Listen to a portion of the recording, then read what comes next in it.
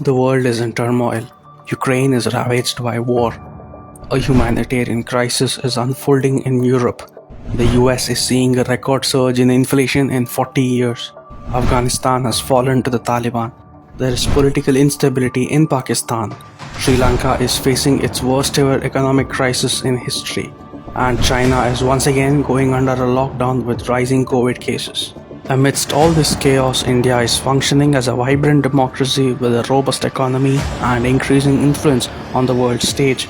This hasn't been the case in most parts of the world. India's economy is also growing at an accelerated pace due to the emphasis given on Atmanirbhar Bharat. The International Monetary Fund has projected that India's economy will be growing at 9% in 2022-23.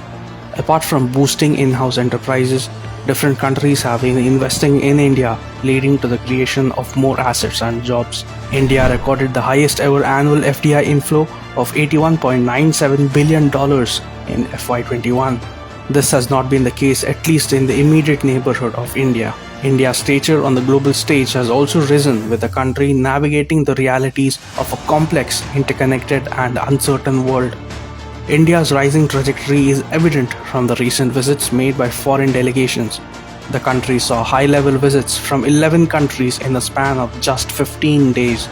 The most surprising was the unscheduled visit made by Chinese Foreign Minister Wang Yi. While both countries discussed developments around the world, India made it clear that the relationship between the two countries cannot get back to business as usual unless China ensured peace and tranquility at the border. On 31st March 2022, the UK Secretary of State for Foreign, Commonwealth and Development Affairs, Elizabeth Truss, visited India, holding essential talks with the Indian External Affairs Minister S. Jaishankar. While the main objective of her visit was to make India toe the line of the West in the Russia-Ukraine conflict, India established its position by engaging Russian Foreign Minister Sergei Lavrov on the same day. The message India was sending seemed to be clear. This wasn't India's war, and the country wouldn't be pressured into taking sides in the conflict. On the other hand, India held talks with Russia to secure its energy and defense needs, with the Russian Foreign Minister appreciating India's neutral stance in the conflict. A rupee-ruble mechanism is being worked out for sourcing Russian oil and defense equipments as Russia faces sanctions from the West.